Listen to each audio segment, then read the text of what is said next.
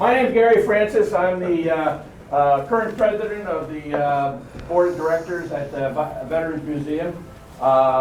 Today we have a special event. We normally have our Flag Day ceremony, which is a relatively short ceremony, normally held outside, but we saw this as an opportunity to get people in the door a little bit early. If you had already had breakfast, you come on by and we'd have a program for you. And over the past several months, we've had different authors come and talk about the books that they've done. And I thought we thought this would be a good chance for some of these authors to come back, talk to you about a little bit more about their book, and to tell you a little bit about how they got started in the writing business, and maybe give you some ideas if you're interested in doing some of the same thing yourself. And there's also books for sale. You'll hear a little bit about their individual books. We're going to do it alphabetically. You have a list of who's coming, so you'll know who's up next. We have about 90 minutes for this, so I'm limiting them to about 10 minutes. And that includes a chance for you to ask questions. So I'll try to keep it moving along, but I really appreciate the participation by our authors today. And one of the things I wanted to remark about on the second and fourth Saturdays for our coffee and conversation. We're adding a third event. We're going to have talks on the third Saturday as well. So the second, third, and fourth Saturdays, you can plan on something happening here at 10 o'clock on Saturday. Okay? We good with that? Give you something else to do on a Saturday morning anyway. And so you'll see information on those programs. I think Fred already handed out what we're doing this month for June. And so that's where I'm going to limit myself. And we're going to start with Dave Allison. Dave is to the Veterans Museum, and he's written some books on living history and some controversial monuments and memorials. So I'll let Dave talk. All right. So I'm going to kind of like come over here, like cheat over this way a little bit. Sorry, Dave, I'll be right behind you. But that's fine. Yeah, my name's David Allison, and I work with the Veterans Museum. I also am the history coordinator for the city and county of Broomfield. I've actually had, and it's hard to believe now when I think about it, an over 20-year career in museums, which is kind of crazy. But in that career, when I started, I was portraying characters. My first character was a composite character. I played the doctor's apprentice in 1836 in a little village at a place called Conner Prairie, a living history museum, fairly large living history museum north of Indianapolis. And kind of based on that experience, I wrote my first book, which is called Living History. It's not the Hillary Clinton autobiography. It's really not. I promise it's not the Hillary Clinton autobiography. It is called Effective Costume Interpretation and Enactment at Historic Sites. And what I really aim to do with that is describe the techniques of living history. What is it like to put on a costume and portray another character and really embody that character and then talk to people as if you're that person. So it actually takes on a little bit of a memoir quality to it. But then I also tried to pair it with actually my master's thesis, which was comparing some of the larger living history museums. Colonial Williamsburg. Who's been to Colonial Williamsburg? Yeah, fantastic place, right? Just a wonderful place. So I kind of went into the history of Colonial Williamsburg. I talked also about Henry Ford at the Greenfield Village at Henry Ford Museum, which is in Dearborn, Michigan, and then Conner Prairie, where I worked. So so that's kind of what I tried to do with this book. This book came out in 2016. My publisher for this book was the American Association for State and Local History, and their kind of publishing arm, which is Rowman and Littlefield. So Rowman and Littlefield published this book. They also published my second book, which came out in 2018, and it's Controversial Monuments and Memorials, a Guide for Community Leaders. This is an edited volume. The second edition of this book comes out actually in September of this year. So it's not out yet. It comes out in September 15th. This book is one that shortly after the death of Heather Heyer in Charlottesville. Does everybody remember what happened in 2017? Really tragic event, right? There were white nationalists that were protesting and just a really kind of a terrible scene in Charlottesville.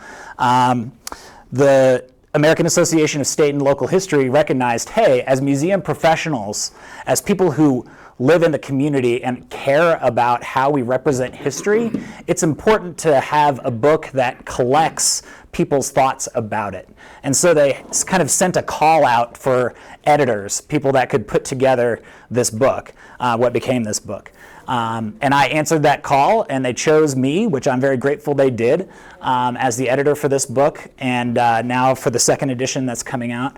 Of course, the second edition, I think, is going to be pretty important, too, because a lot has changed in the realm of controversial monuments and memorials since George Floyd was murdered in 2020. Right, and that event touched off a lot of activity around controversial monuments and memorials, and a lot of those have come down since this book first came out in 2018. So those are my two books. I want to make sure that you all have time to ask me questions if you'd like, and I just really thank you for letting me be here today. I love being at the Veterans Museum. I'm here, usually 1 or 2 days a week anyway, but it's delightful to be in this kind of different capacity as an author, so thank you. Yeah? David, I know that the Army has started changing base names, like Fort Benning has become Fort something or other, I can't remember. More, yeah. And did you touch on that in your second book? Yeah, so it's interesting. The naming of bases, it has kind of just now started to ramp up. So when I put my proposal in for the second edition, I didn't even really include that. But it's one of those topics where there are so many different strands to it. And one thing that I tried to do in the first book was get as many different kind of voices as I could. So there's an author in here who's a museum professional, but also a Vietnam veteran. And so I felt it was important to have a veteran's perspective. There's an individual who wrote a chapter who was actually the first Native American director of a National Park Service site. And so he talked about, memorializing Wounded Knee and some of those things. So trying to get a broad perspective on the issue, I felt was really important, because there are a lot of different opinions, but there are some kind of, here they are right here. There are some little thumbtacks you can put in and say, like, you know what, maybe a monument to somebody who tried to destroy the United States, meaning a leader of the Confederacy, shouldn't be something that we want to, as a country, celebrate anymore. And that's something that certainly the book, puts its foot down and says, you know what, monuments to the Confederacy, probably not okay. So. Okay. Any other questions for David?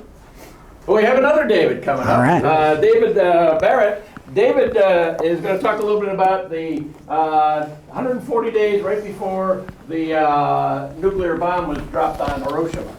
And so he participated in our World War II symposium last June. So this is almost about exactly a year from when we did that World War II symposium. And he has some great insights as to what was going on at the time in that three-month period right before August 6th. 6 is when Hiroshima was bombed, yeah. Can you hear me all right? Okay.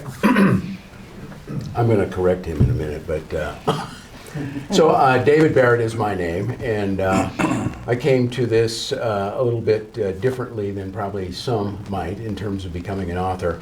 I spent 30 plus years in the information technology arena. My undergrad is in business, and found myself in that space fairly early on in my career. In 2001, I went back to school to get a master's in history, something that I've always been interested in, and in general terms, or in broad terms, World War II has always been a passion. I had a couple of uncles who fought during World War II, both in the European theater. And finished my master's in 2006, left corporate America, Visa being my last stop in 2012, and decided to become a professional historian and writer. As you can imagine, with that sort of background, it took a little while to gain some traction. One of the first contacts that I made was with Flint Whitlock, who probably many of you know, is also the editor for World War II Quarterly, as well as being a prolific author. And so I wrote my first couple of articles for World War II Quarterly. But one of the topics that I got interested in when I was working on my master's, in fact, it was the first historiographic essay that I ever wrote, was about the decision to drop the atomic bombs on Japan near the end of World War II. So let me do a quick segue to correct you here for a second. So the book's title is 140 Days to Hiroshima. It was not my choice. It was my publisher's choice. It actually does cover a period of more like 4 months, and it does go past the bombing of Hiroshima, including, and then Nagasaki 3 days later, and then 9 days after Hiroshima that it takes the Japanese to ultimately surrender. So it takes you all the way through the surrender process. In fact, probably close to a third of the book is devoted to the time after Hiroshima. That's how important that segment of 9 days is ultimately. Okay, so that's kind of the book. So it starts, the bookends for it are basically, the beginning of the book is the attack on Japan on the night of March 9th, March 10th, 1945. I don't know if you've ever familiar with this. It was a firebombing by about 320 B-29s. It scorched the city of Tokyo, burning out 16 square miles of the city in one night, killing somewhere in the neighborhood of 80,000 plus people. It was the most destructive single attack by any army or by any air force during the entirety of the war, including both of the atomic bombs. That's the beginning of the book. Okay, so how did I get to this? So I just mentioned here a moment ago that what the genesis of this was a historiographic essay that I wrote for my first for one of my first projects during my work on my master's degree. And at the about 6 months after that was over, so that was back in 2001. I had an opportunity to go to the Truman Museum in Independence, Missouri. I don't know if any of you had a chance to visit it. Yeah. Fantastic, or library, I'm sorry. Library, not museum. And one of the things that they have in the library is the map room from World War II, something that FDR got started and Truman continued with. And in the map room there is this huge map that depicts what the invasion of Japan was going to look like beginning in the fall of 1945 and then continuing in the second phase in the spring of 1946. So it was really the combination of that first paper, that historiographic essay, and then seeing this that really kind of ignited me into saying, I need to research this further. Because after I had written the historiographic essay, it was kind of like, well, wow, there's a lot of material that's been written about this subject already. I don't really need to write any more.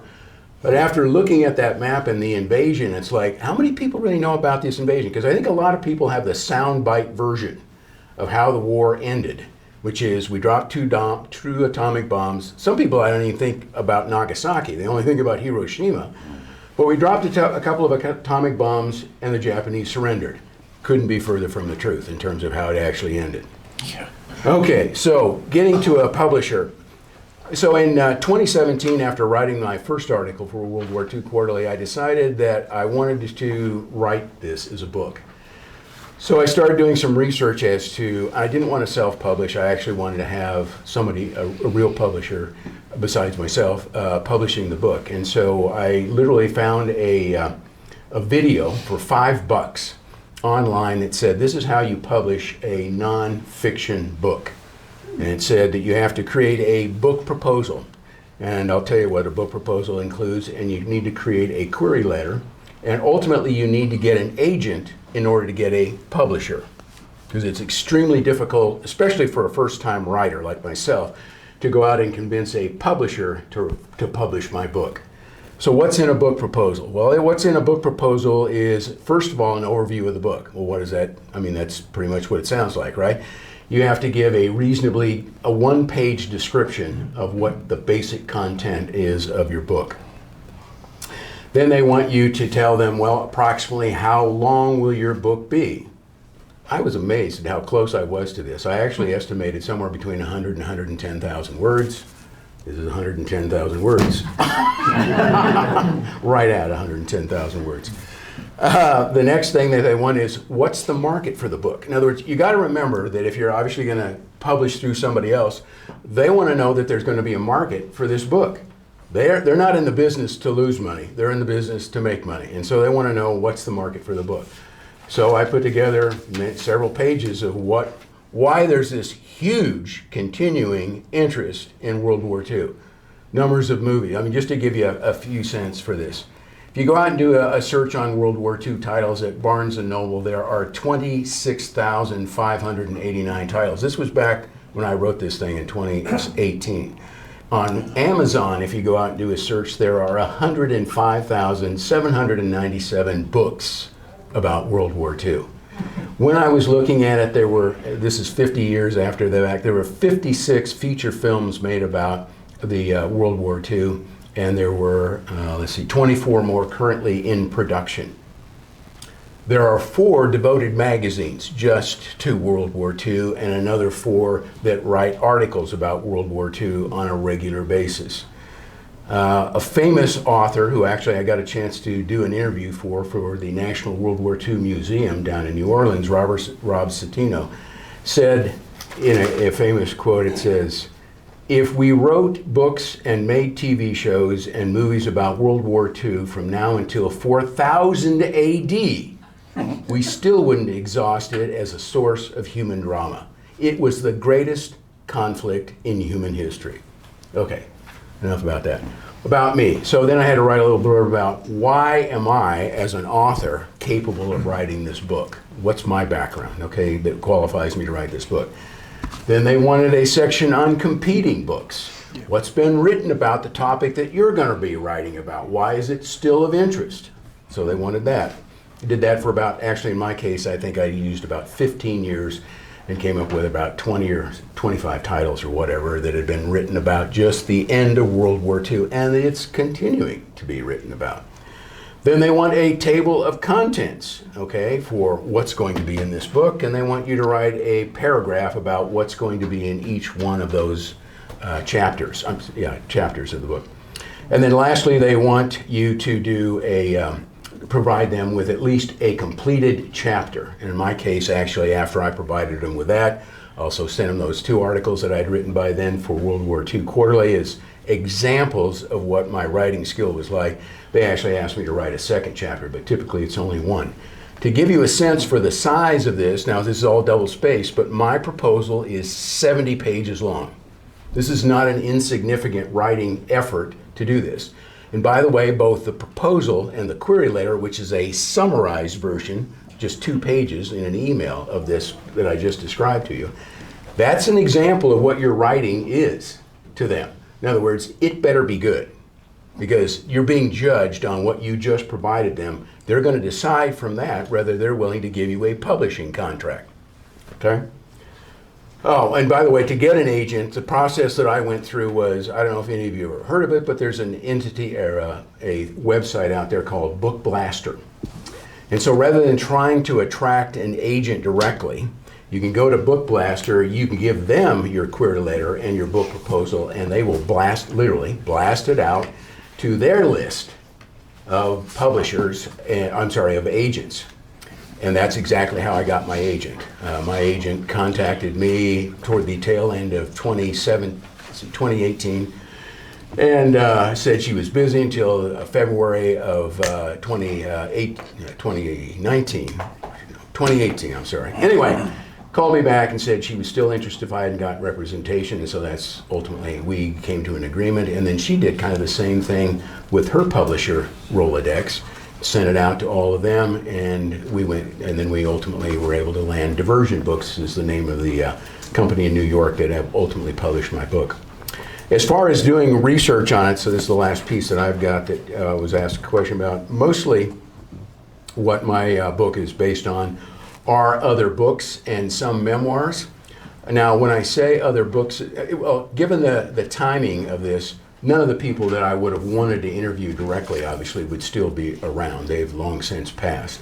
And so memoirs was a way of getting to that. Now, having said that, in terms of using other books as resources, because I like to get to primary resources whenever possible. When I did that, so if I was quoting another book and I was quoting a quote in that book, I would go to the endnote for that particular book, find the primary resource, and so I double endnoted any of those kinds of resources that I put ultimately in my book. And it's very extensively endnoted. Lastly, I had two other very well-known authors on my topic, ones that I included in that list of competing books, who I now know. I had them vet my book for me. And so actually, as I was going through the editing process, it took me from the time I started writing the book until the time I finished it, finished a first complete draft of it, was literally 1 year, right on the money. I literally turned it in, started on July 1st, turned it in June 30th. And then I got about a month off from my editor at Diversion Books, and during that period of time I started getting vetting notes back from by two authors that were on my topic, and then got back my notes from my editor. And so that first process of editing, I had 3 different people that were actually providing me information to write the book. And that process went on for, we did ultimately 3 edits. Took me another 3 months. And so altogether, elapsed time, probably around 15 months of writing and editing of the book. Okay, questions? How much did that cost you? I'm sorry? How much did that cost you? What do you mean, money? Yeah, how much money did you have to put out? I didn't put out any money because I have a publisher, and so what you what you give away, I guess, in that particular case is obviously they take a significant amount of what the book will sell for. So I get a percentage of that, but because they're fronting all the expense to publish these and distribute them and market them, then they take obviously a large chunk of the money that when it's selling for $30 when it first comes out or something like that, they're taking a large chunk of that, to say the least. So yeah, it didn't cost me anything, is the answer to your question, other than a lot of time. Yes, sir, and back. David, does your book talk about how difficult the invasion in Japan would have been with their defenses that they had? Absolutely. Yeah, I spend a huge amount of time talking about both our plans and Ketsugo, which is the Japanese plan of defense. So yes, I go into it in great detail. I also go into a lot, as part of that, the incredible use that they were going to make of kamikazes of all sorts, not just in the air, so on the land, in the water, in the air, and the extensive use of civilians that they were going to use during the war, all of which were basically going to be, to a large degree, cannon fodder on the battlefield.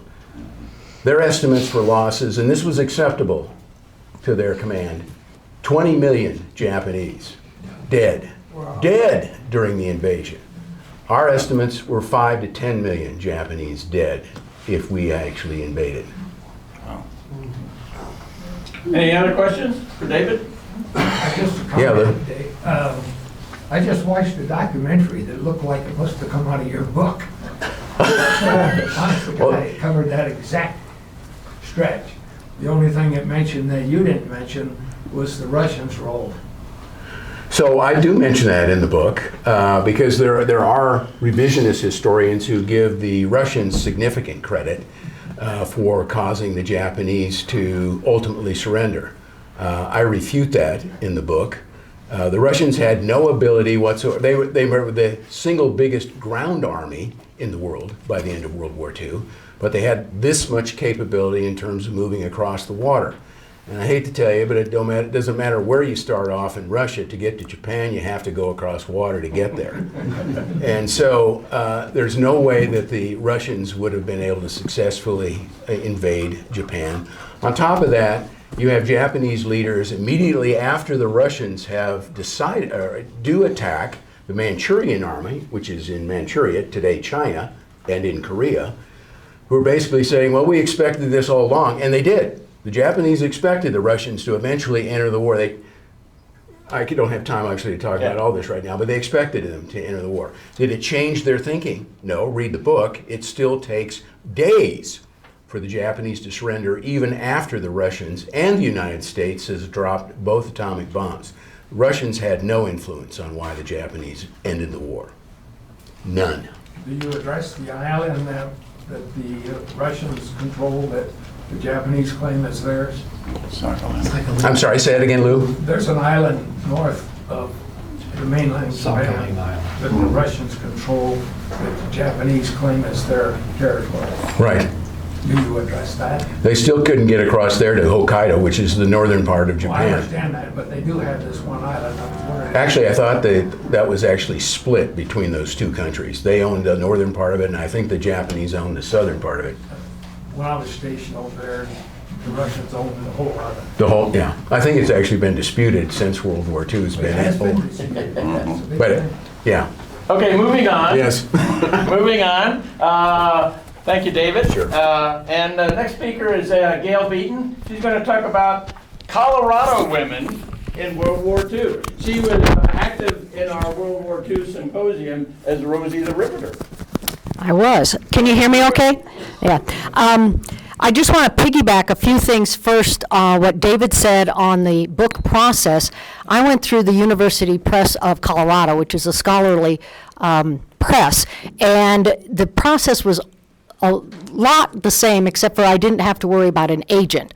I just went directly to the press and asked them if they would be interested in what was my first book, which was Colorado Women, A History. And then when I wrote the second book on Colorado women in World War II, I also approached them, and of course they knew my work and agreed. The other thing with the scholarly press is David did his own kind of vetting. Well, they send it out to university professors and other authors, and they do a peer review. And that has to go through two different peer reviewers 2 different times. So it might be as many as 4 different peer reviewers, and they come back with all sorts of criticisms and, you ought to do this and you ought to do that and things like that. And you talk about it with the publisher, and then you say, no, this is what I want to do, and you go ahead. Well, I did, obviously listen to some of the things they said. But it's great to be back here. I did my Rosie the Riveter about 1.5 years ago, I guess, here, and then last year doing the symposium. So I approached this book, I was a high school teacher, and I wanted to present the home front in a manner that was interesting to the students rather than just the textbook, which of course really didn't have anything to say about women in World War II, other than they did fight somewhere, or they didn't fight, but they were in the military, and they made planes, and that was about it. So I had known about the Denver Federal Center, which had been a Remington Arms plant during the war. So I decided to do like the other David did and become a character during World War II. And so I created this composite bullet maker from the Denver Ordnance Plant. And I ended up, I'm doing it all over the state. And one year in 2014, I gave it to a World War II group up in Fort Collins, and a woman came up to me afterwards and said, I really liked it, but you didn't really talk about the Army nurses. And I said, you're right, this was more the home front and the war plants. And she had obviously been an Army nurse, and I said, may I interview you? And I did, and I thought, well, these stories have to be told. I mean, this is just amazing. So that woman was Leela Allen Morrison, and upstairs is her Army nurse uniform on a mannequin. So you really need to check that out. So that was kind of the impetus to write this book, Colorado Women in World War II. It's divided into 3 parts. I have women in the military, women in the defense plants, and then, of course, all the home front activities. So I think I just want to talk about some of the difficulty in writing this book. The sources, the most important source for me was interviews, and I did over 30 interviews. Unfortunately, all but 3 of those women have since passed away since I published the book in 2020. But there was also tons of other interviews at the Library of Congress, historical societies, museums, university holdings, things like that, so that I could either read the transcript or actually hear the woman speaking. And then, of course, I use newspaper articles, secondary books. Unfortunately, one reason I wanted to do this is because the books that have been written about World War II, you probably would find that most of them are all done about the men and the fighting and things like that. That when they do talk about the women, they'll talk about either the military women, favorite topic, of course, are the WASPs, and then they'll also talk about some of the Rosie the Riveters, but they're concentrating on the West Coast, or Ford's plant in Michigan and things like that. So I wanted to concentrate on Colorado because we did have a different experience here on the home front and with our war plants. The difficulty, of course, anytime you're interviewing or working with women, is that, you know, these crazy women get married and change their names. And so when you try to follow somebody, all of a sudden they drop off the face of the earth. So that gets rather frustrating. As many of the authors have found out, you know, military records have been destroyed. And when, you know, then you're really at a loss. Then there were women who said, you know, I didn't do anything. I didn't do anything special. And I know many male veterans have said the same. You know, I did my job. I did just what I was supposed to do. I talked with one woman, and she was an Army nurse stateside, and I said, well, please let me interview you. And she goes, no, I was stateside. I didn't do anything special. You know, and it was like, I kept pushing her, but she kept saying no. So those kinds of things were a little frustrating. But the joy, of course, was being able to talk to these women and have them open their homes and their photo albums and just share their stories. So that's kind of my story. Any questions? Great. Questions for Gail? Well, thank you, Gail. Good job. And continue on as Rosie the Riveter. Our next speaker is Don Cygan. He's going to talk about Christmas Eve in 44? Christmas Eve 1944, and what was going on in France. Well, actually Belgium. But that's okay, Right. Gary. But and to tell you the truth, I might look a little familiar. I know, like a lot of the other authors here, I've given a couple of presentations. The interesting thing was, though, I was looking back through some of the presentations I've done here for the museum, and I have never done one on No Silent Night. So, Gary, I'm hoping to schedule something maybe later this year. I thought around December would be, yeah, I think December would be a great time to go into it. So I'd rather go into the meat and potatoes about the book in a presentation like that, but much like David and Gail have already shared, I'd like to talk a little bit about the process of becoming a history author in that kind of situation. That was the Battle of the Bulge. Battle of the Bulge, yeah. And just and to give you a quick kind of cap about what it is concerning is during the Battle of the Bulge, some of you have heard about the Belgian town of Bastogne, which was absolutely surrounded by the Germans when they did this major winter offensive. And it has gone down in the history of the United States, even in more of our culture, as almost like a valley forge. It was really testing the limits of the American soldier, the American fighting man, in this horrible, you know, freezing cold temperatures, and also with this onslaught of the Germans and everything. So what we went into is we found, my co-author and I, Leo Barron, we discovered that this was the pivotal moment in the entire Battle of the Bulge. And that pivotal moment that occurred was during Christmas Day. The Germans had put together this major effort to break into Bastogne and seize the city that the Americans were holding out, they were besieged in. And so we talk about what happens on Christmas morning. We had an incredible amount of luck, you know, talking with many of the veterans, much like, you know, Gail did. When I interviewed the veterans, the great thing is, and I know this from my own experience in the military, is when you are in the military, some of you will know this, Christmas is very memorable. I mean, you remember what you were doing when you were in the Army or the Navy or the Air Force or Marines, and it was Christmas, right? I mean, you remember those Christmases. So we had that, which was a great benefit to us. These veterans, they may not have remembered what they had for breakfast that morning, but they remembered exactly what was going on Christmas Day in 1944. So that was really cool. That was great. My experience with this book is very similar to what David was talking about. Leo and I had to put together a massive proposal, very similar. We had to look at competing titles. That was one of the things I wanted to touch on, which was really interesting, because there are a lot of competition out there with so many World War II books being published. So when we were looking at competing titles, we had to kind of sell ourselves as what we're offering that is new or has never been really written about, truly about this particular situation, this battle that took place.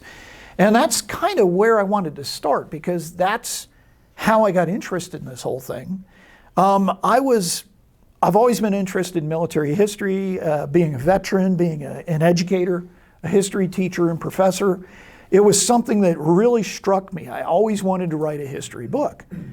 And I was looking through a couple of old World War II books, and I kept coming back to this battle that occurred during the Battle of the Bulge on Christmas. And it was always covered like with a paragraph. In the bigger books about the Battle of the Bulge, it was just like a paragraph. This happened, there was an attack during Christmas, And I was like, there's got to be more to the story, especially since if you look through many of these books on the Battle of Bulge, there are tons of photographs. One of the reasons why there were photographs after this battle, there's wreckage of German tanks, there's pictures of dead soldiers, there's pictures of the land and the layout from all kinds of different angles. And one of the reasons that happened was because General George Patton visited this battlefield 2 days after the battle. And if any of you know anything about George Patton, he was a huge photography nut.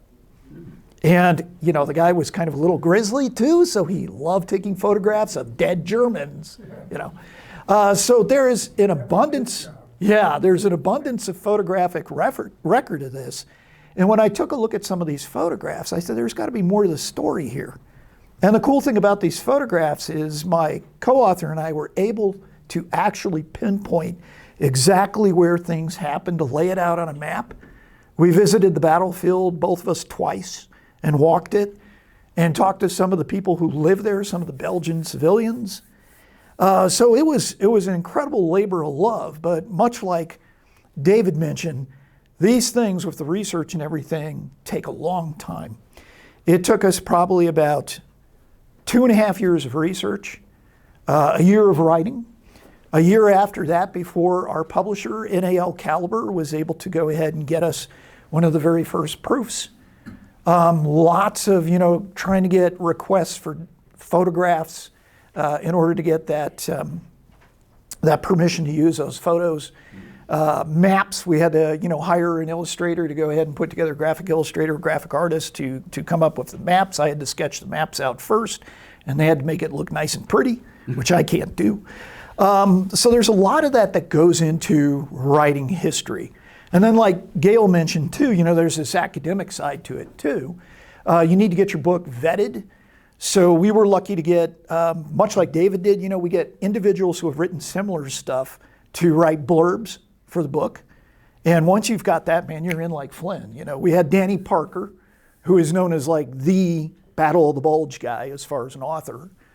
We had a couple other guys too. We tried to get Rick Atkinson, if any of you have read his trilogy of books. Unfortunately, he was rather busy at the time, but there's a lot of that goes into it. And yeah, it was with Leo and I working on it together, it was kind of the perfect coordination. I would say the book is definitely a 50-50 of both, 50% my research and writing, 50% his research and writing, and it's all blended together. I've had people ask me, well, what chapters did you write? And it's kind of hard to say that because we really were going back and forth. I would send him on the internet, because he lives in Arizona. So I'd send him on the internet, a couple of chapters, and he would look at those and he'd add something, and he'd send me a couple of chapters and I would add, and it just went on and on from there. There are advantages to working with co-author and there are disadvantages. One of those disadvantages is the communication aspect, and then the sharing of royalties. but hey, but it was good though, because a lot of people have asked me, they say, well, why did you decide to work with a co-author and how did that come about? And I was talking to somebody, I think maybe it was Marv, and I was telling him that when I was doing my initial research for this book, you go online, you start to run across other names. You start to see other people that are writing similar things or are interested in the same type of subject matter. And I started running across Leo's name. And so I noticed that he seemed to have like one half of the story and I had the other half. So I thought to myself, well, we're both going to publish competing titles, right? And I said, why don't we work together and we can tell the entire whole story?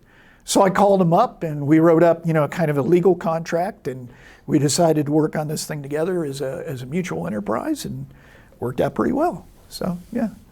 Any questions? Do you have the book digitized? Yes, and there's also a e-version of the book too out there as well. Yeah.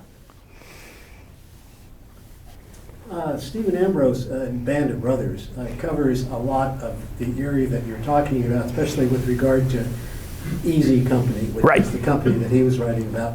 One of the things that struck me about that whole situation was the lack of preparation, lack of ammunition, lack of winter clothing, and it says this is like the Chosen, Frozen Chosen. Yeah. And I'm just wondering if anybody has ever even thought about making a comparison between those two campaigns and how pivotal they were in, and they were both swamped by massive numbers of enemy forces. Yeah. I've heard a lot of stories about what happened to the Chosin Reservoir and what happened to the Marines there, and I think you're right. It's one of those things that goes down in these winter battles, or even sometimes these desert battles or these jungle battles. There's so much of the actual Mother Nature that becomes an enemy as well to these soldiers after they're already in a situation where they're going through combat. So they're fighting like two enemies really, and so yeah, very interesting. Interesting what you mentioned though, 506, the Easy Company. The big attack that came in the perimeter on Christmas was not in their area, but it was in the northwestern part of the Bastogne perimeter where the Germans tried to plunge in. And part of the reason why is they had tried earlier, and if you've ever seen the HBO series Band of Brothers, they had tried a penetration where Easy Company was, and they didn't have any luck there. So the Germans kept circling around Bastogne, trying to find the weak area where they could penetrate in, all the time knowing that the clock is ticking. Because they were starting to run out of fuel, as some of you know, they were starting to run out of ammunition, they were starting to run out of any sort of support. And also when the weather broke, they knew that the American Air Force was going to come down on them like a hammer. So there was this aspect too of that. And again, I would love to talk about it in the future, and I'll go into more specifics about the book hopefully. But that sounds like a plan. Yeah. One thing I remember, I think I had to learn this when I was at the Naval Academy, one of the general, when he was off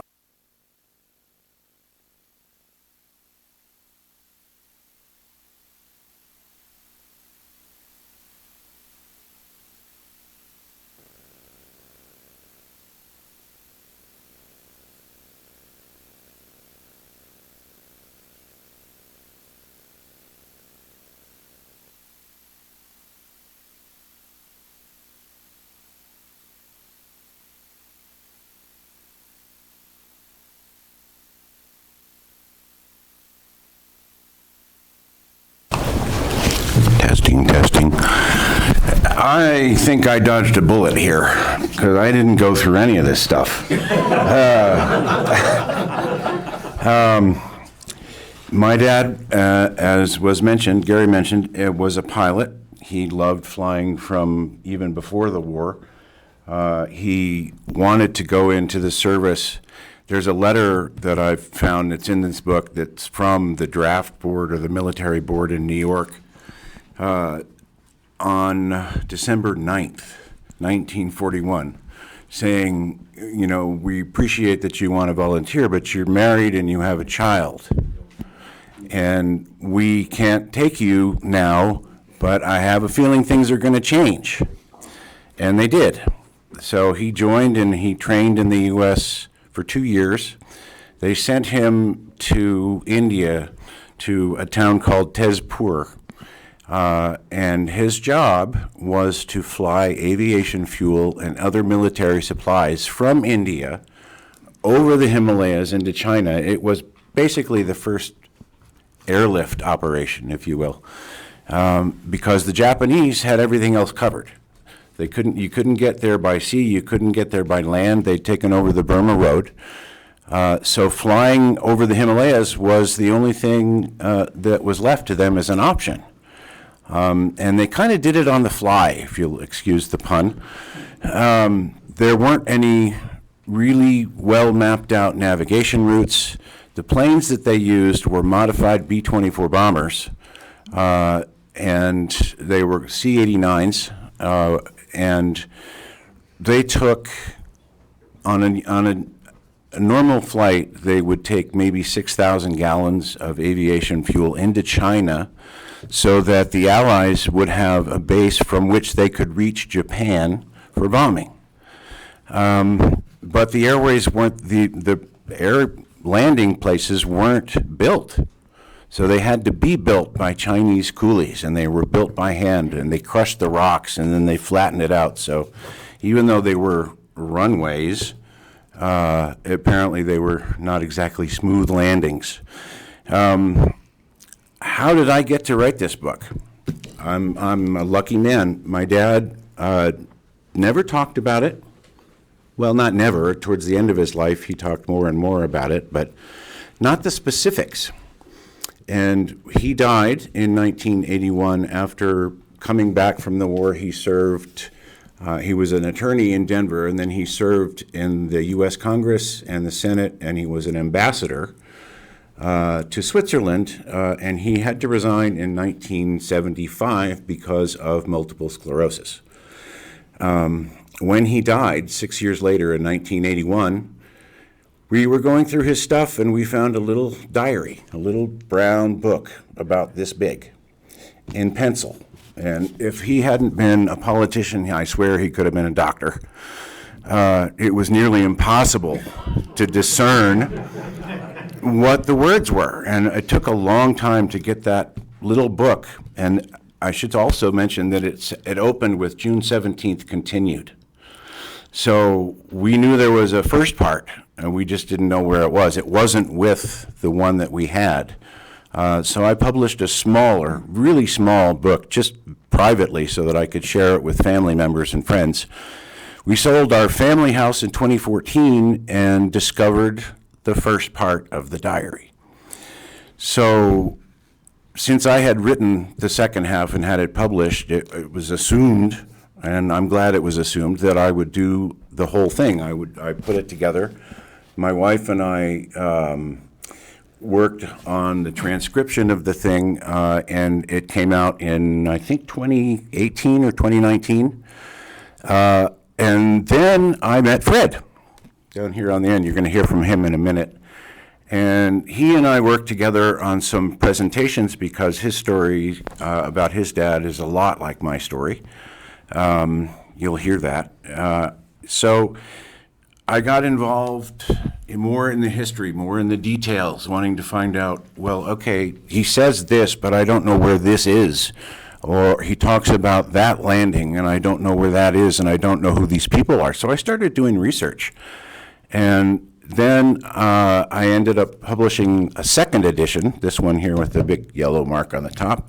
It's got a lot more pictures, it has a lot more detail, and it has an entire section in the back that's devoted to a very good friend of my dad's named Townie Windmill, who they'd gone to school together in high school and at law school. And when Townie found out that my dad was at Tezpur, he got himself transferred to Tezpur so they could be together. And unfortunately, at that time, when he landed in Tezpur, my dad was in Gaya, which is another town, instructing new pilots that came over so that they would be qualified to fly the Hump. And before he got back to the base from Gaya, Townie had gone on his first mission, and the plane went down. The other three crewmen got out. They walked out. They were helped by the Burmese tribesmen walking through these incredibly dense, awful jungles, and they were saved. But Townie never made it out. They never found him. They went back 3 times to look for him, and they never found him. So I wrote about that. I was basically given what's called the Missing Air Crew Report, which is each individual that survived has to detail what actually happened. So I was able to get those and put them in the book. And I also looked up, it's a strange name. Windmill is a strange name. So I looked it up, and there was a guy whose name was Alan Windmill in Texas. So I called him, and I said, you wouldn't happen to be any relation to Townie, would you? He said, yeah, he's my grandfather. I said, oh my goodness, I really need to talk to you. And he said, well, you know, I don't know much. He died before I was born. My mother never really talked about it, and besides which, she's got Alzheimer's and she's a little dingy. But my grandmother's still alive. Townie's wife is still alive at 100 years old. And he said, she's a pistol.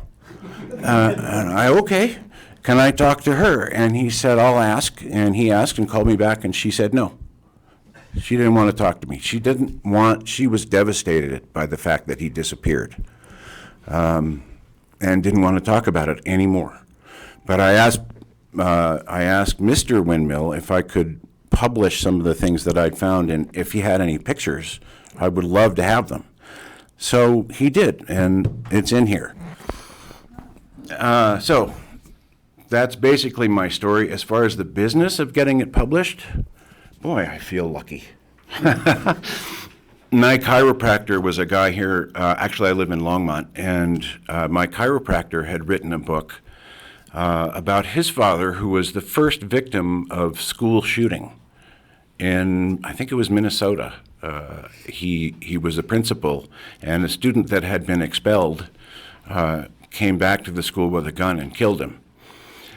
So he wrote a book about that, and I read it, and I said, this is fantastic. How did you get it published? Who are the publishers?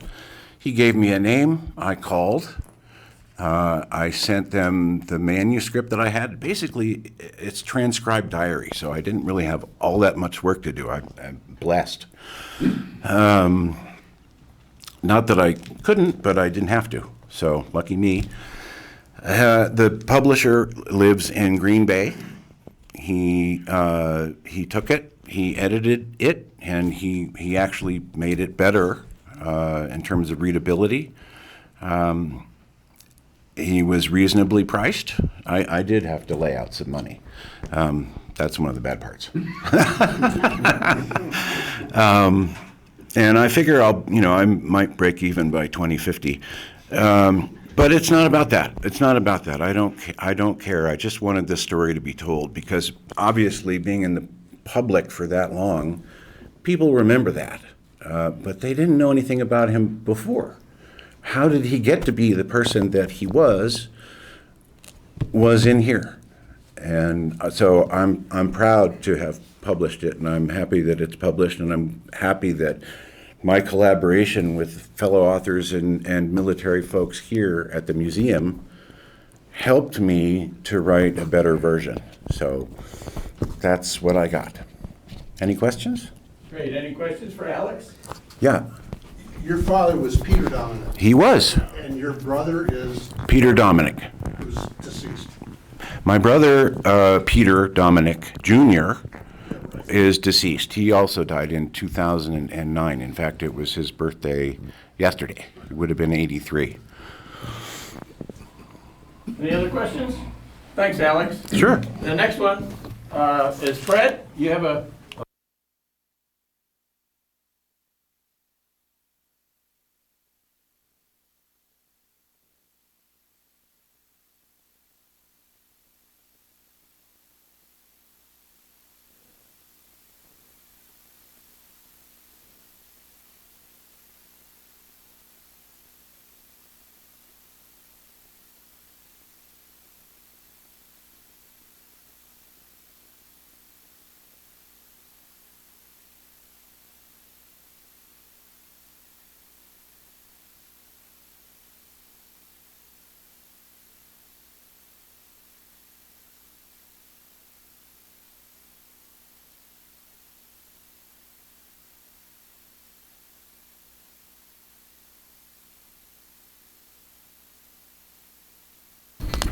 Hello. I had a great childhood growing up in the aviation community of Wichita, Kansas, the air capital of the world. and my father was vice president of Cessna Aircraft Company. I had a hero worship syndrome of him. I've spent years, hundreds of hours flying with him in Cessna airplanes and fishing. But he talked very little about the war, and just a few stories here and there. And I think there's many families with that experience. A box full of photos, artifacts. I remember something about Grandpa saying this, so I like to help people like that. I was fishing with Dad one day. I was probably 15, 16 years old in a remote Canadian lake, and he suddenly and very uncharacteristically began telling me stories of rushing to crashes of aerial gasoline tankers at his air base in India. And he had to describe to me in detail the pouring black smoke, his inability to rescue his friends, their flailing bodies as the cockpits exploded. Of course, I was shocked and kind of withdrew to the tackle box. But later in the day, I promised him that one day I'll write your biography. So it was 10 years after his passing, I remembered my promise, and I had boxes of artifacts from him. He'd written extensive autobiographical notes, but everything in those boxes was about his post-war years at Cessna. And all that he wrote about World War II in all of those notes was a total of 6 sentences. So I had very little to go on. But a couple years later, I had to move my high-achieving mother to an Alzheimer's care facility. She had been secretary to the director of NOAA, National Oceanic and Atmospheric Administration. And I discovered in cleaning out her home, deep in a secret drawer under old clothing, were loose-leaf binders of his war orders, of teletype war reports that had come into her. She was secretary of the base commander in World War II in Delaware. And 211 letters that my father had written home to her from India. They were divorced in 1959, so these letters not only revealed a very intense war-parted love affair, but the dates on the letters now correlated to the pilot logbooks. And I had this intensive story. Had I not discovered this, despite my childhood with Dad, I would never have really known who my father was in life. So I wrote 2 books on him. I'm self-published.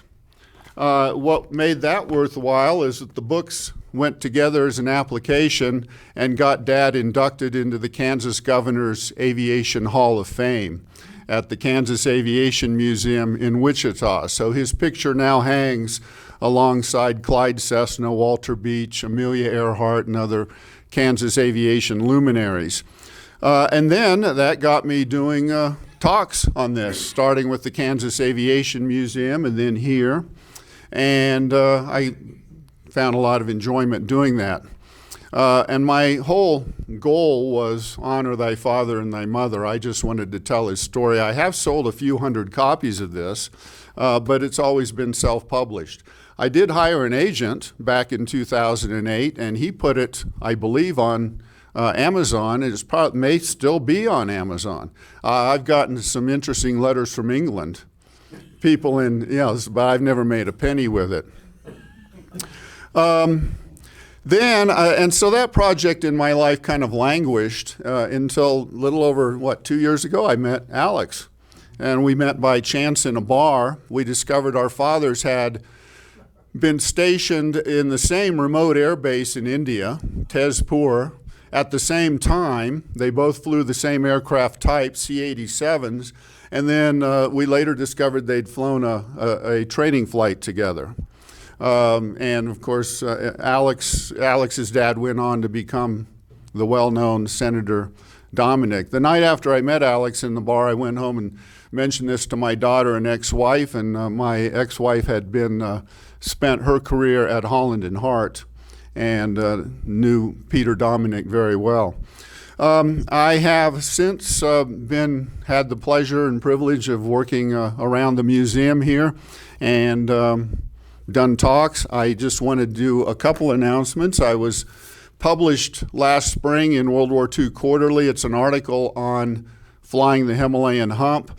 I will send you an electronic copy of the writer's manuscript for no cost if you want to give me your email address. And we're organizing talks, as Gary said. I really want to invite you all to Dr. Cassell's next week at this time, MIA Recoveries on Tarawa. And the first third of my book is on my dad delivering B-17s to the 8th Air Force in Europe. And so I get to do a talk in July, The Life Journey of April Girl. So it's a bit, if I do say so, a unique take on the B-17. Hundreds of books have been written on the B-17, but this is a biography of a single airplane from its birth in the Seattle factory to its demise in an Arizona scrapyard. Meanwhile, this airplane flew 145 missions over Europe, and many of them on Schweinfurt, Germany. So I have 5 characters who are real people associated with Broomfield and with Colorado who served aboard the B-17, 4 of them on missions on Schweinfurt. So if I do say so, I think it'll be kind of a fun take. And I think that's what I have. Thank you, Gary. Thank you, Fred. Any questions? Oh, let me just add, I wanted to add one other attribution. I met Alex. I was inspired, okay, I've got to take up this project again. I rewrote the book to expand it into a broader history of the Hump operation, not just family history. And then I heard Gail do a talk here, Rosie the Riveter, and I was truly inspired. I thought, wow, I want to be like her.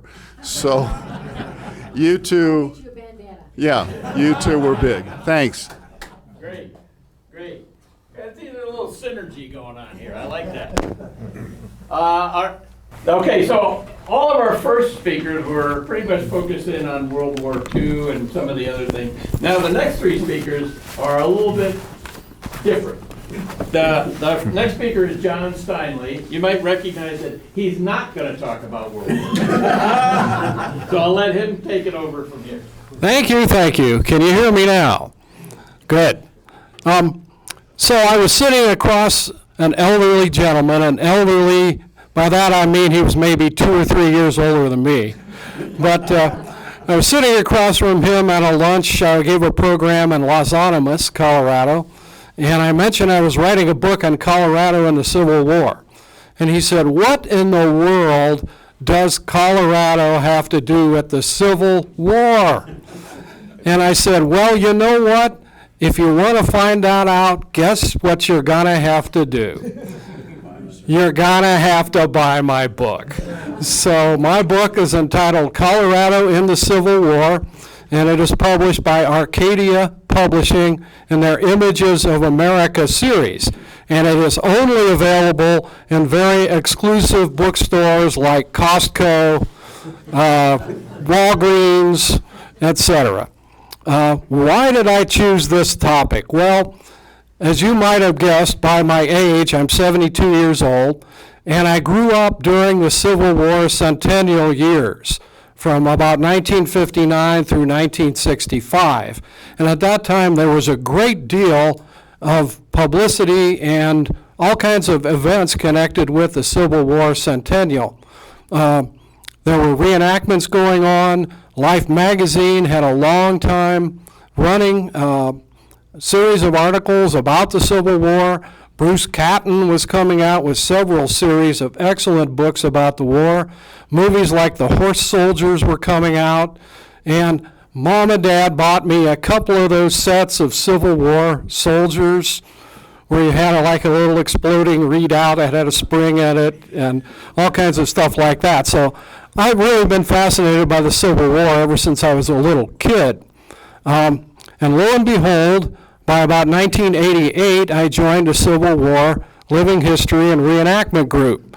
And then when I moved out here in 1992, I joined the 1st Colorado Volunteer Infantry living history group. So I did living history and reenactments for about 25 years related to the Civil War. The other factor in that is I had several relatives who served during that war. My great-great-grandfather was a captain in the 1st Ohio Volunteers, and he led the first troops that left my hometown to go to the war. So I've been involved in this for a long time. Now, I was lucky. I was actually approached by the publisher to do books for them. Arcadia Publishing contacted me while I was working up at Highwan Homestead Museum in Evergreen for Jefferson County, asking me to do a history of Evergreen. And at that time, I felt it would be a conflict of interest to work on a book I might be making profit from and still working for the county, which had the archival resources that would be used in the book. So I turned them down until I retired in 2016. And then right after that, I wrote the book on Evergreen for Arcadia. I followed that up with a book on Conifer nearby. And then after that, I did a book for their History Press wing, which was a much more extensive book called Colorado and the Silver Crash, the Panic of 1893. So what are we going to follow that up with? Well, they contacted me from the publisher and said, we'd like you to write a history of Arvada. And, you know, I noted to them that there were already multiple volumes about the history of Arvada, plus I felt if I were working on that, I'd be doing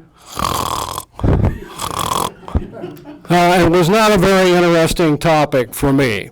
So I said, and here's the kicker, for a couple of years at least, I have been talking to two friends of mine who have extensive collections of photographs, original photos of Colorado troops from the Civil War.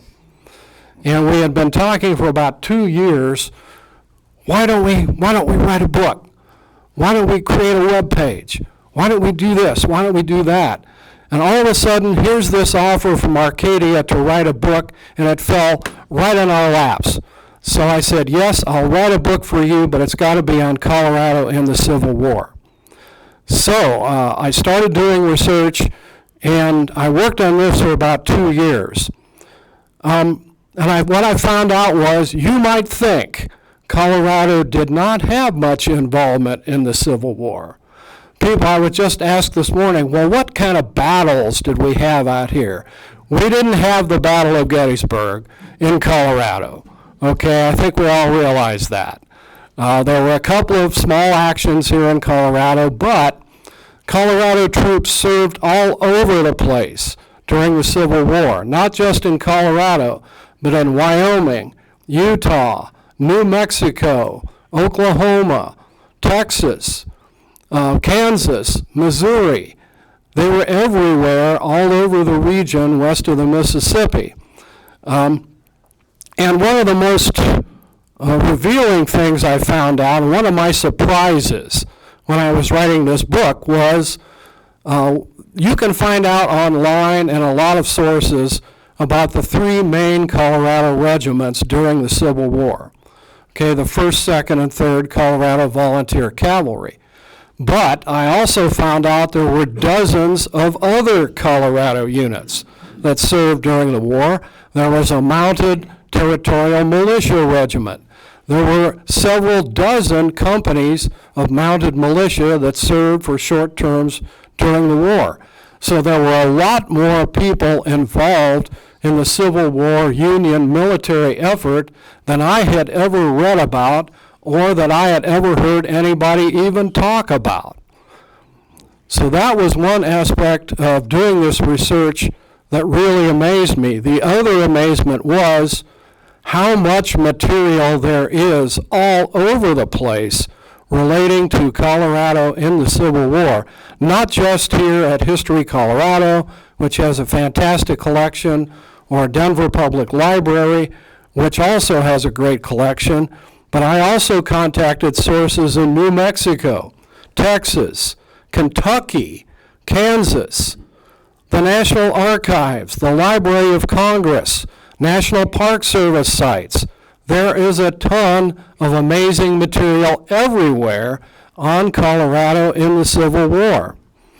Now, I also checked out period newspapers, and there is a wonderful source called the Colorado Historical Newspaper Collection, which they have digitized all the Colorado newspapers, or as many as they can get from 1859 on, and there was a ton of information in those newspapers too, especially about the mounted militia troops that you can find nowhere else. And the Colorado State Archives also has a ton of material. So there's an amazing amount of information out there about Colorado in the Civil War. There's maybe a dozen books that you can find relating to Colorado in the Civil War.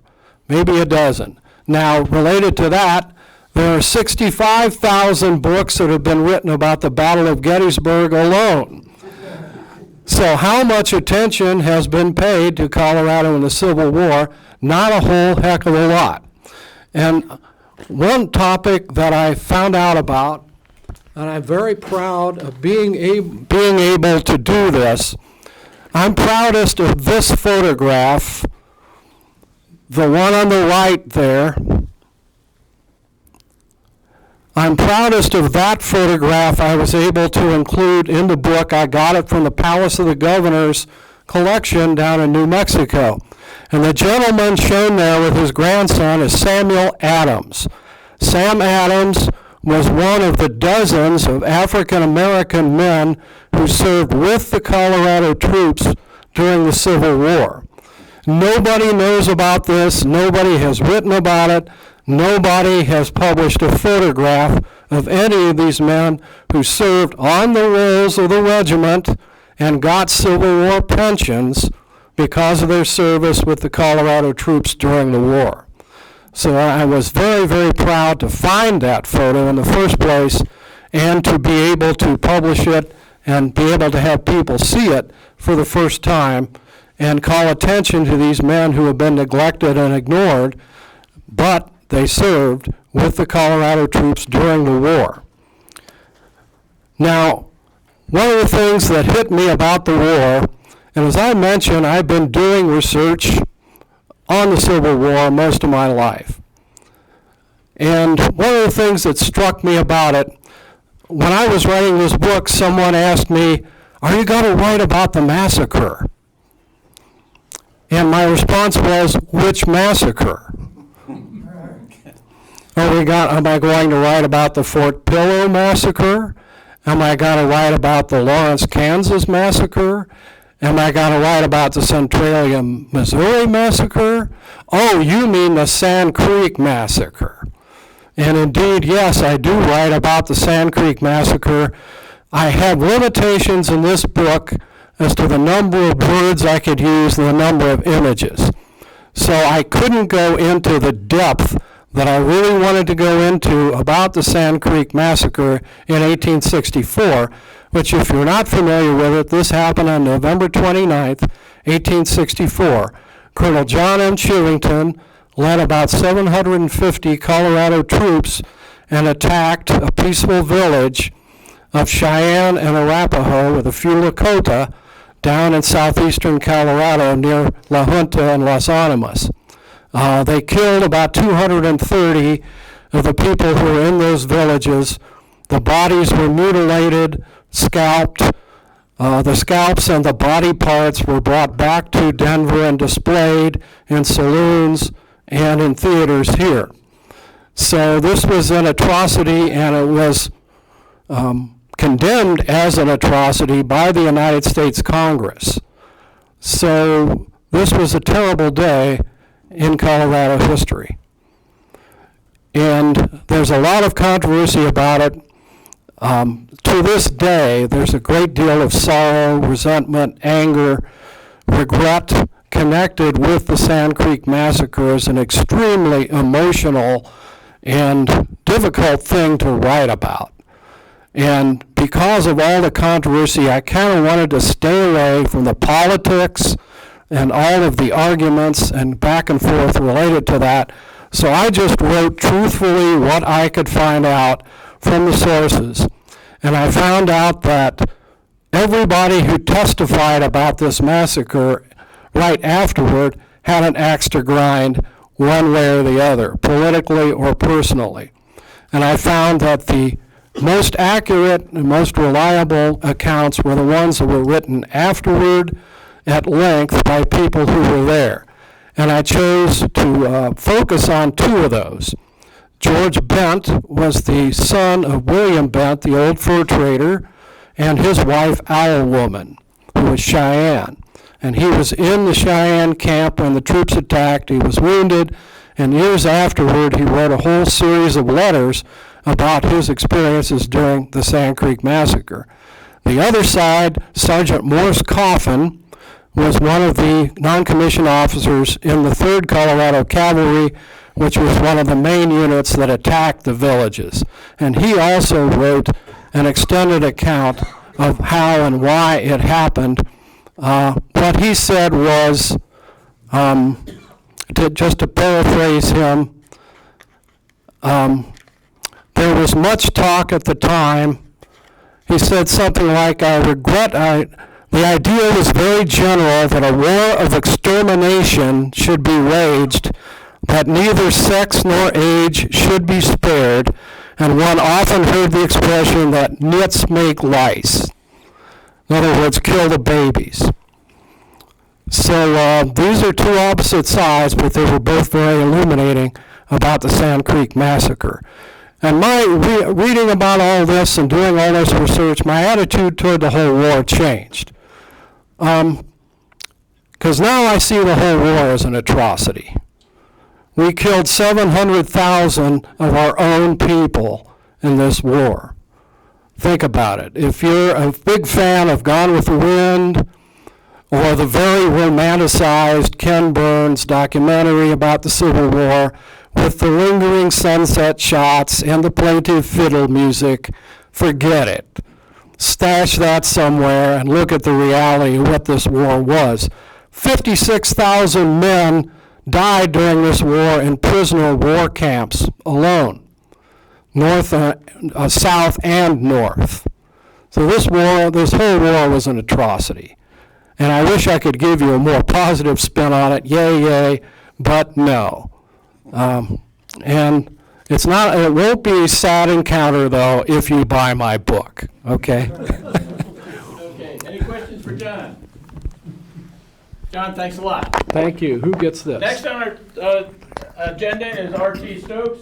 I met RT. He lived about 5 houses north of me on Oakhurst Drive, and I'm doing my daily walk, and I walk by and I see this submarine service on this license plate from Ohio. And I'm thinking, I gotta meet this guy. And I walk by the house, and his wife is out in the front yard, and I introduced myself. I said, who is this submarine guy?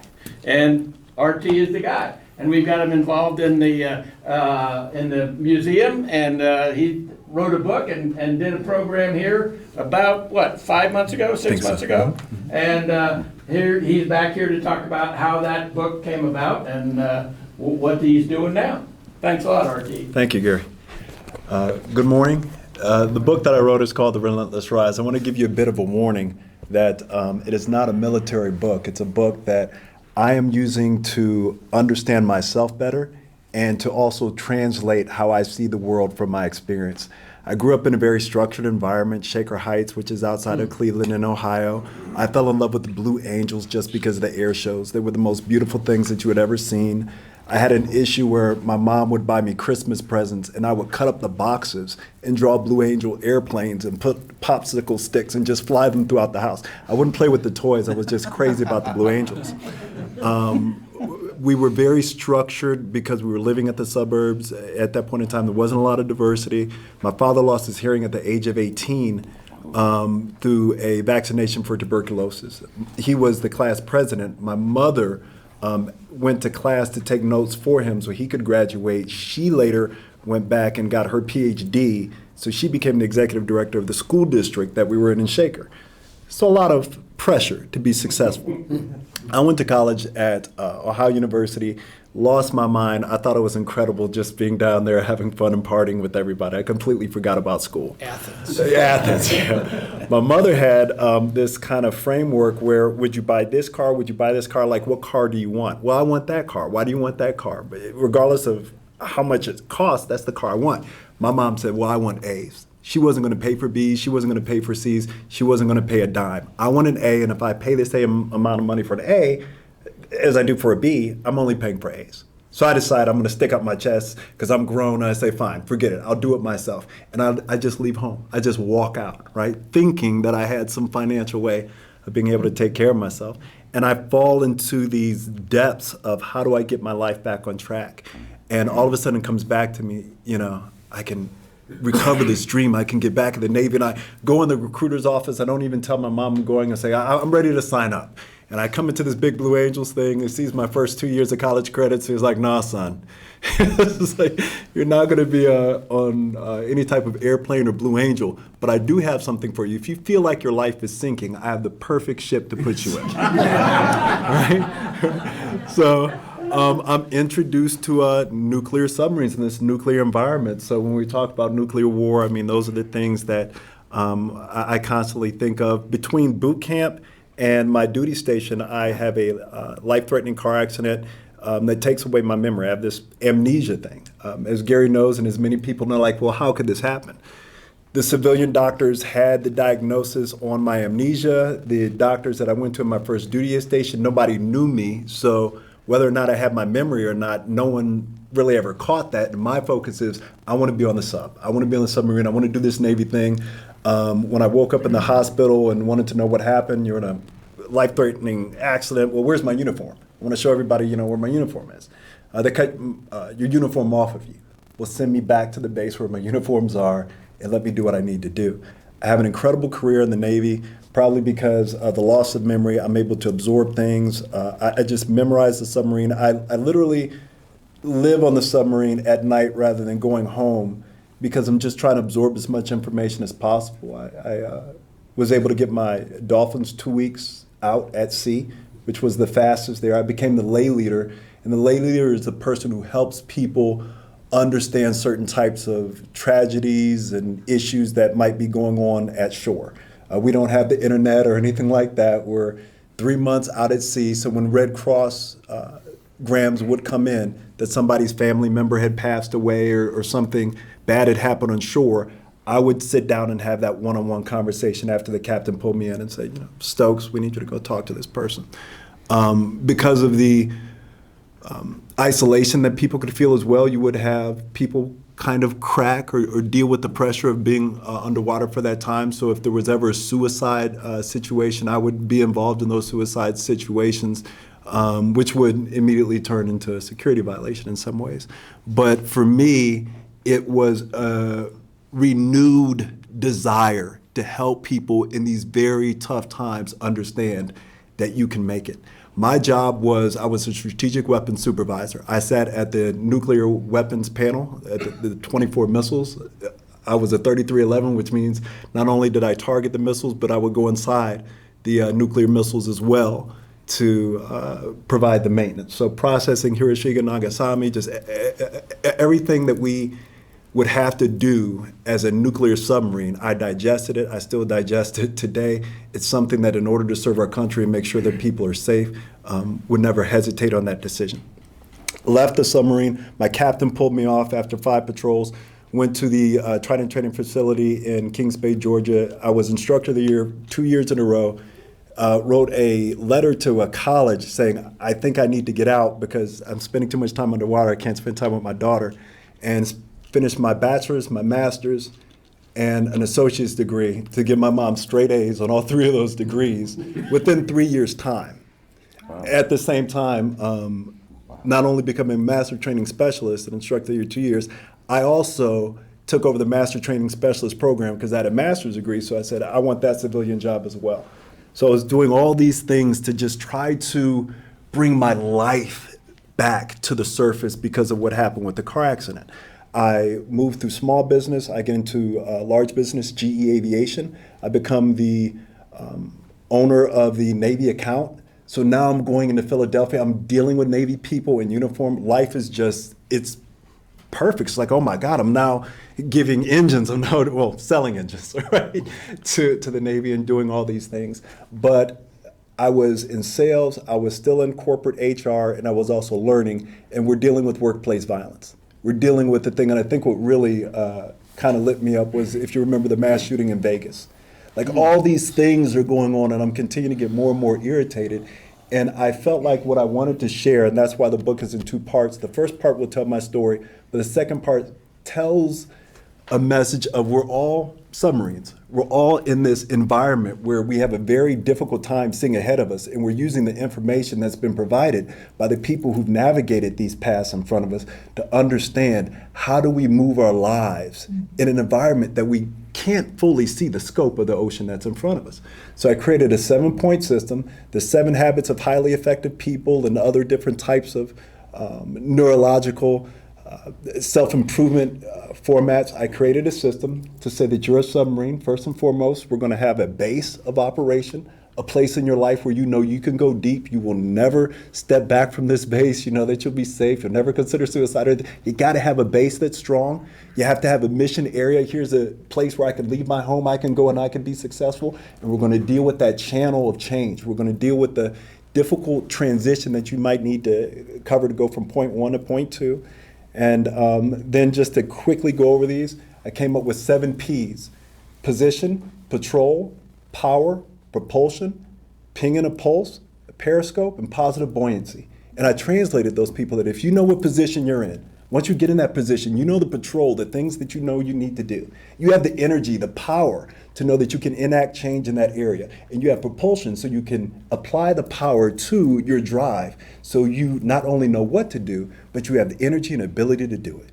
You have a ping and a pulse. You have a sense of things that are going around you. And from a periscope perspective, you're not always looking at what's going on in society right in front of you, but you're able to lift your perspective to a periscope and see at a higher level. So strategically, you could think, if this is where I want things to be, how do I start to navigate my life at a higher level? And last but not least, just positive buoyancy. If you're able to remove the abundance of things that you're holding inside of you that cause you to sink, then it's only natural that we're naturally buoyant and able to rise to the surface.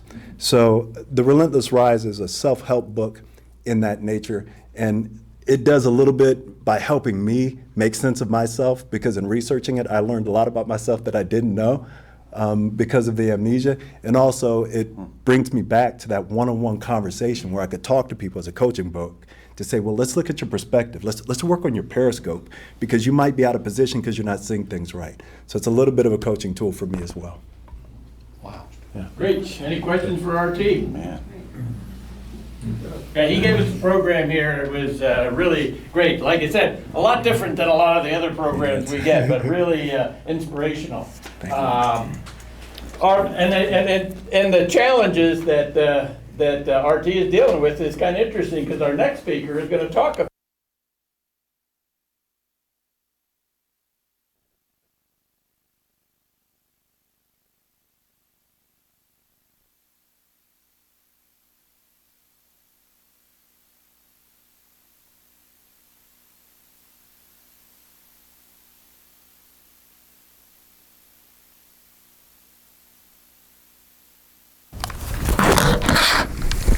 Okay, thank you, Gary.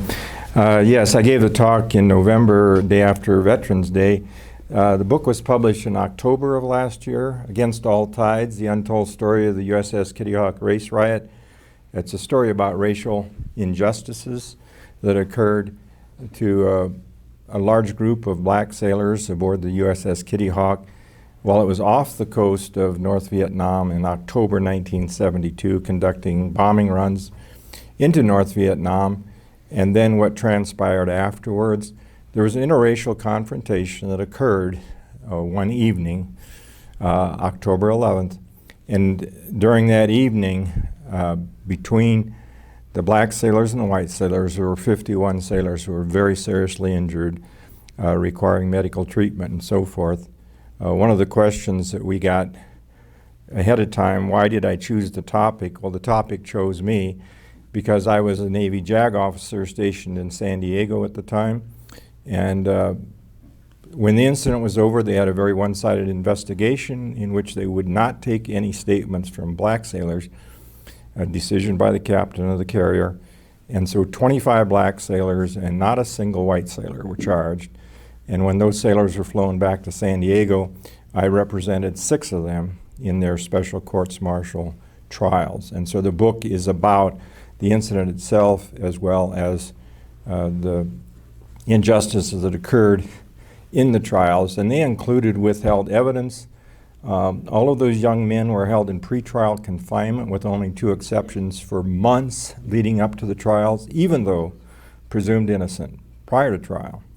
And there were some terrible things that were happening in the brig. One of my clients attempted suicide and so forth. And so what I'm trying to do, and when I say the untold story, is because the story has not been told because of the one-sided investigations and so forth. And one of the questions has to do with research. Well, unlike what a lot of these fellow authors were doing, traveling to Bastogne and having to search National Archives, 95% of my research occurred in my basement. And if that sounds a little odd, it's because at the time I knew this was an important story that had to be told because of all the injustices that were occurring. And so I began collecting all of the original source documents, medical records, Navy investigative reports, all of the transcripts from the trials and the hearings. I even dictated it on a daily basis into a microcassette recorder when I returned back to our apartment in San Diego, the day's events. And I actually started writing the book in my last year in the Navy while I was a military judge, thinking I'd finish it in a few years. And it took me 49 years before I finally got around to it. And I was very fortunate, getting back to the fact that I had these documents, 5 banker boxes, thousands of documents, many of them yellowed with age and so forth.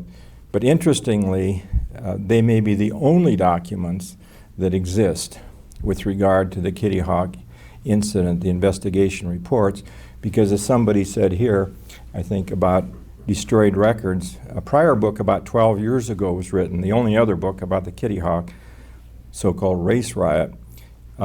He starts the book by saying the Navy has told me they destroyed all the records, and I have no reason to dispute that.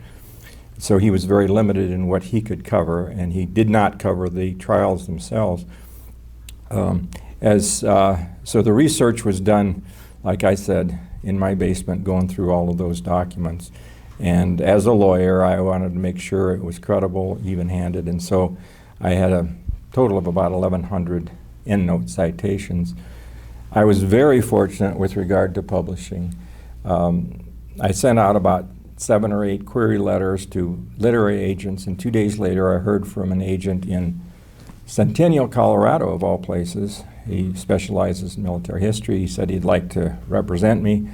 He helped me with the proposal that you've talked about, the book proposal, and 2 weeks later we found a publisher in Chicago, independent mid-range publisher. And so I was very, very fortunate with regard to that. One of the other questions was, what have I learned from the exercise? Well, I learned a lot. One of the great things is meeting people, and mostly, in my case, veterans, for obvious reasons. The talk that I gave here was really kicked off a lot of other contacts that I've been able to have, and I'm very appreciative of that. Of course, that's on YouTube now, and so it's very easy for me when I get an inquiry, I refer them to Coffee and Conversations. And that has led, shortly after that, Wisconsin Veterans Museum, other veterans groups. Next week I'm going to talk to Lakewood Vietnam veterans. A few weeks ago I was invited to the Naval Academy, and I gave a talk there. I spent 3 weeks on campus. They were very gracious in terms of hosting me for that. The publicity I've gotten, interestingly, the most significant publicity I've gotten was in the San Diego Union Tribune. Of course, the trials took place there, and the article was published in November of last year, and it had a front page article on it. The picture includes a picture of me with Perry Pettis. I had contacted a total of 4 different Kitty Hawk sailors who I've never met, not my clients, because I was just looking online to find people, and 4 of them very graciously agreed, now all grandfathers like myself. Perry Pettis in Louisville, Kentucky was one of those people, and of course hours and hours spent with those individuals helping me with the book. And then I had a chance last fall. My wife and I went to a Navy JAG reunion. We have those regularly. When we flew in and out of Louisville, Kentucky, and I had a chance to go to lunch with Perry Pettis, and that happened to be the picture they used in the San Diego article. But I just feel blessed with the fact that I got my story out, and the book is doing moderately well. They're going to go into a second printing. I just learned it will not be a hardcover this time. It'll be a paperback. So that's it. Great. Thanks, Marv. Yeah. Well, thank you all for coming. We have our Flag Day ceremony is going to take place in about 24 minutes up the top side. It's a fairly short ceremony, but it's a participation. We have about, I would say, 300 flags that we need to cut the blue section out. So if you would like to come and help us, observe the ceremony and then help us take care of retired